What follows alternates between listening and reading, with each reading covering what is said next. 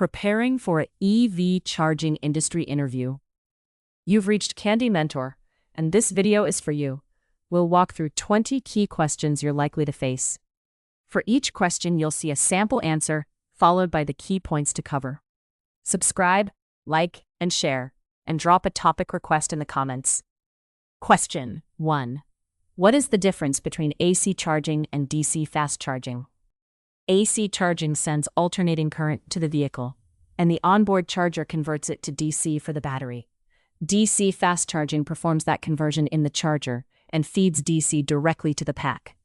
AC is cheaper and slower, suited to homes and workplaces. DC is expensive but ideal for highway corridors and fleets. I also mentioned connector standards, power ratings, thermal management, and the impact on battery charging curves. While answering, focus on where AC to DC conversion happens, typical power levels, use cases, installation cost, connector differences, battery impact, and why charging speed depends on both charger and vehicle limits. Question 2. How does an EV charging session typically work from plug-in to billing? A charging session starts when the driver plugs in and identifies themselves using an app, RFID card, roaming token, or plug-in charge certificate. The charger asks the backend for authorization, then negotiates limits with the vehicle, and starts energy delivery. During the session, it reports meter values, status, faults, and stop events. At the end, the backend calculates cost based on kWh, time, parking fees, or tariffs, then processes payment and issues a receipt. Make sure to cover charger discovery, user authentication, connector handshake, authorization, energy metering, session monitoring, payment processing, receipt generation, and the role of backend platforms or charge point management systems. Question 3. What is OCPP, and why is it important in EV charging infrastructure? OCPP is the standard protocol that lets charging stations communicate with a central management system. It handles authorization, transaction start and stop, meter values, diagnostics, firmware updates, availability, and fault reporting. Its biggest value is interoperability. A charger from one vendor can work with a backend from another. OCPP 1.6 is widely deployed, while OCPP 2.0.1 adds stronger security, device management, and ISO 10518 support. For operators, it reduces lock-in. In your answer, talk about Open Charge Point Protocol, charger to backend communication, interoperability, vendor lock-in reduction, remote monitoring, firmware updates, transaction handling, and differences between OCPP 1.6 and 2.0.1. Question 4. How would you decide the right charger mix for a new EV charging site? I start with the use case. At apartments or offices, drivers stay for hours, so level 2 AC chargers often make sense. On highways, dwell time is short, so high-powered DC chargers are necessary. Then I evaluate grid capacity, parking layout, utilization forecasts, charger redundancy, and expected revenue. I also model demand charges and upgrade costs. A good site balances driver convenience, electrical feasibility, capital cost, and room to scale. Be sure to mention location type, expected dwell time, target users, grid capacity, charger utilization, CapEx, demand charges, AC versus DC mix, traffic patterns, and future expansion planning. Question 5. What are the key components inside a DC fast charger? A DC fast charger is essentially a controlled high-power power electronic system.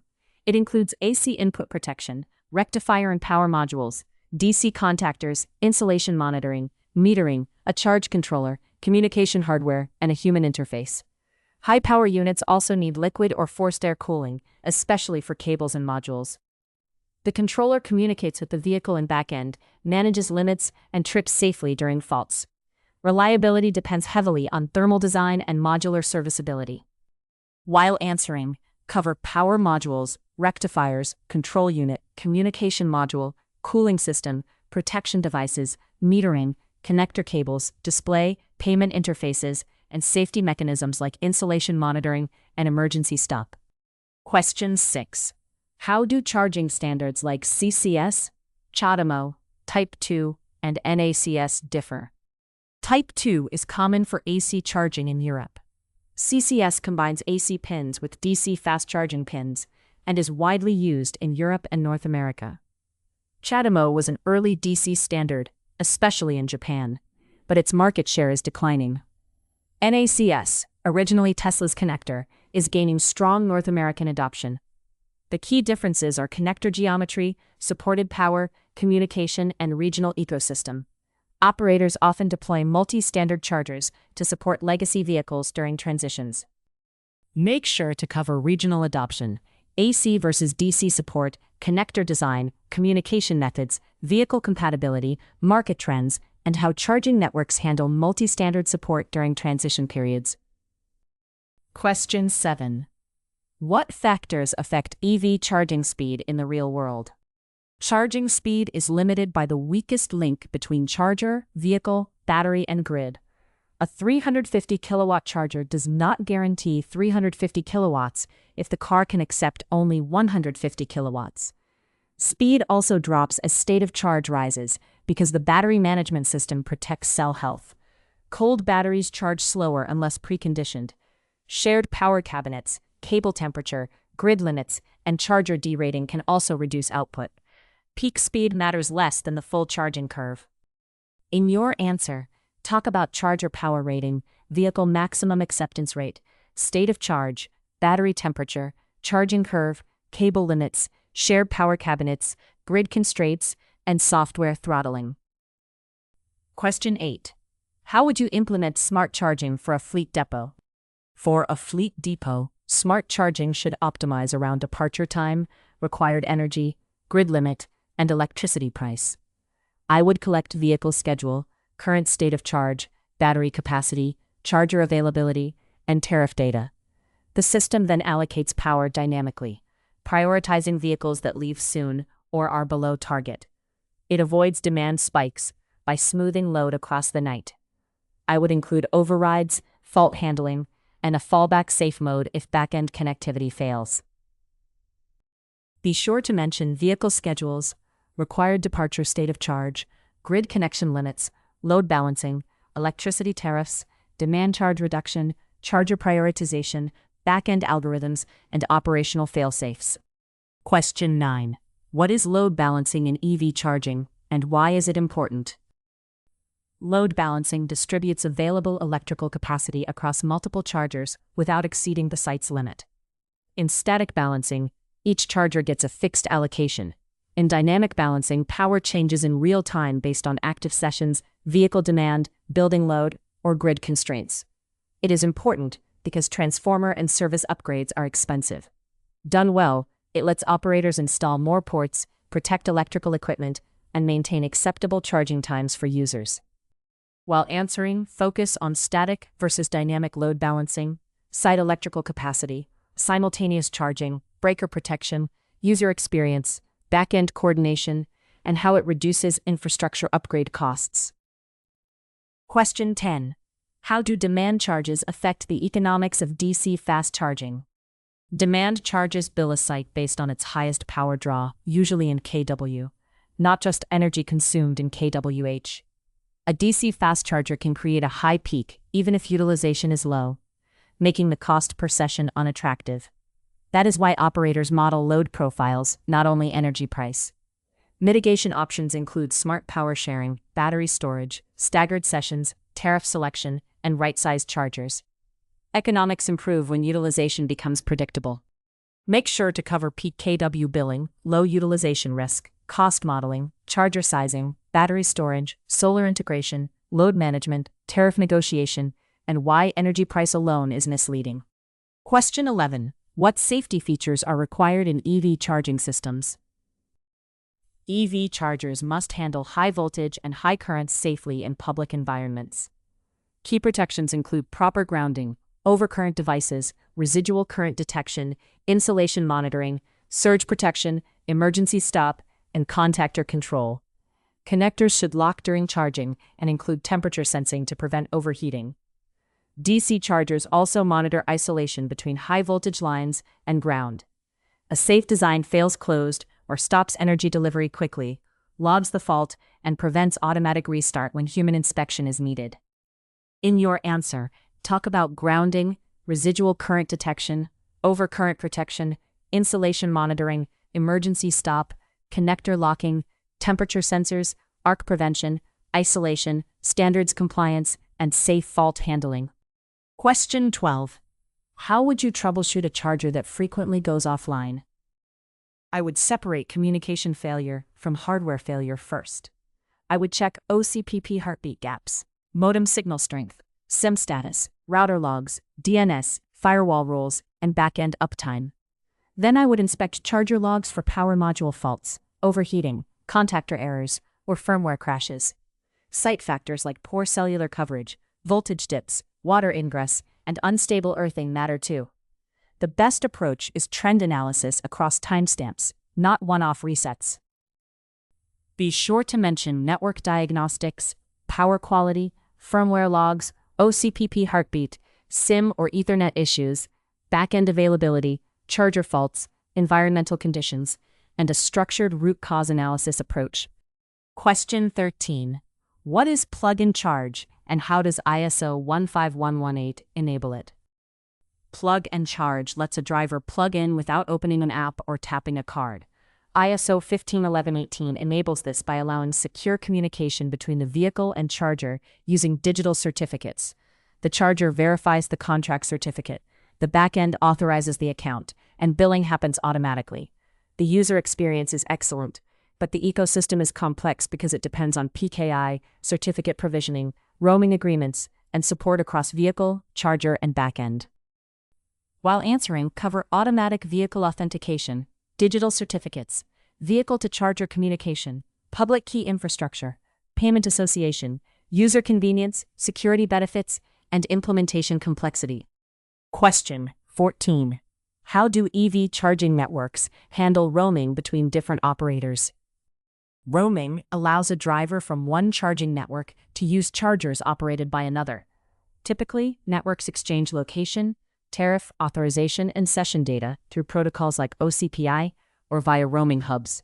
The driver uses their existing app or RFID, and the home provider handles billing while settling with the charge point operator. The hard parts are real-time availability accuracy, tariff transparency, failed authorizations, and consistent receipt data. Good roaming improves utilization and driver confidence. Make sure to cover roaming hubs, OCPI, authorization tokens, pricing transparency, session data exchange, settlement, driver app interoperability, data quality, and challenges with charger availability accuracy. Question 15. What cybersecurity risks exist in EV charging infrastructure? EV chargers are internet-connected energy assets, so the risk is broader than payment fraud. Attackers could exploit weak remote access, insecure firmware updates, exposed APIs, stolen credentials, or unencrypted charger backend traffic. At scale, compromised chargers could disrupt service or create grid instability. I would use secure boot, signed firmware, certificate-based authentication, encrypted OCPP, least privilege access, monitoring, and network segmentation. Physical tamper detection matters too, because many chargers are deployed in public locations. In your answer, talk about charger authentication, backend APIs, firmware integrity, payment data, OCPP security profiles, network segmentation, certificate management, remote access controls, physical tampering, and grid impacting attacks. Question 16. How would you measure the performance of an EV charging network? I would not rely on uptime alone, because a charger can be online but unable to deliver energy. Strong metrics include successful session rate, plug-to-charge success, availability by connector, utilization, energy delivered, revenue per port, fault frequency, mean time to repair, and customer support tickets. I also track payment failures and roaming authorization failures. For operators, the North Star is reliable completed charging sessions, because that connects technical health with customer experience and revenue. Be sure to mention uptime, session success rate, charger availability, utilization, revenue per port, energy delivered, fault recurrence, mean time to repair, customer ratings, and payment or authorization failure rates. Question 17. What are the main challenges in installing EV chargers at apartment complexes? Apartment charging is difficult because the electrical, commercial, and ownership models are all shared. The building may have limited spare capacity, assigned parking may not match electrical rooms, and residents need individual billing. HOA approval and fire safety requirements can slow projects. I would propose a scalable design using load management, sub-metering or networked billing, clear access rules, and conduit planning for future ports. The goal is fairness today without blocking growth later. While answering, focus on shared electrical capacity, parking ownership, billing individual residents, load management, HOA approvals, cable routing, fire safety, equitable access, future expansion, and maintenance responsibility. Question 18. How do battery energy storage systems support EV charging sites? Battery storage can buffer high-powered charging demand when the grid connection is limited or expensive. During low load or low price periods, the battery charges. During fast charging peaks, it discharges to support chargers. This reduces demand charges, may defer transformer upgrades, and can integrate solar generation. It also improves resilience if configured for backup. The trade-off is cost, battery degradation, and control complexity. So sizing must be based on real load profiles and tariff economics. Make sure to cover peak shaving, grid upgrade deferral, demand charge reduction, renewable integration, resilience, charger power buffering, battery sizing, degradation, control software, and return on investment trade-offs. Question 19. What is vehicle-to-grid, and what challenges must be solved before it scales? Vehicle-to-grid means an EV can send energy back to the grid through a bidirectional charger. In theory, aggregated EVs can provide peak shaving, frequency response, backup power, or renewable balancing. Scaling it requires compatible vehicles, bidirectional chargers, communication standards, utility approval, market rules, and customer incentives. Battery degradation and warranty concerns must be addressed clearly. The strongest early use cases are fleets, because schedules, locations, and energy needs are more predictable. In your answer, talk about bidirectional charging, grid services, ISO 15118, inverter capability, battery warranty, user consent, aggregation, utility regulations, market participation, and economic incentives. Question 20. If a city wants to build a public EV charging strategy, what would you recommend? I would start with demand forecasting by vehicle adoption, traffic corridors, apartment density, taxi or delivery activity, and underserved neighborhoods. Then I would define charger types, slower AC for long dwell locations, and DC fast charging for corridors and commercial hubs. The city should coordinate early with utilities on grid capacity and streamline permitting. Contracts should require uptime, open payment options, accessibility, and data reporting. Public-private partnerships can reduce cost while keeping equity goals visible. Be sure to mention demand forecasting, equity, charger location planning, AC and DC mix, grid coordination, permitting, accessibility, payment openness, uptime requirements, data reporting, and public-private partnerships. If you are still with us, congratulations. You are much ahead of the rest and serious about preparing for your interview. We hope we were able to add value to your preparation and create some helpful content. Do not forget to like and share this video. Your small act can do great things for us.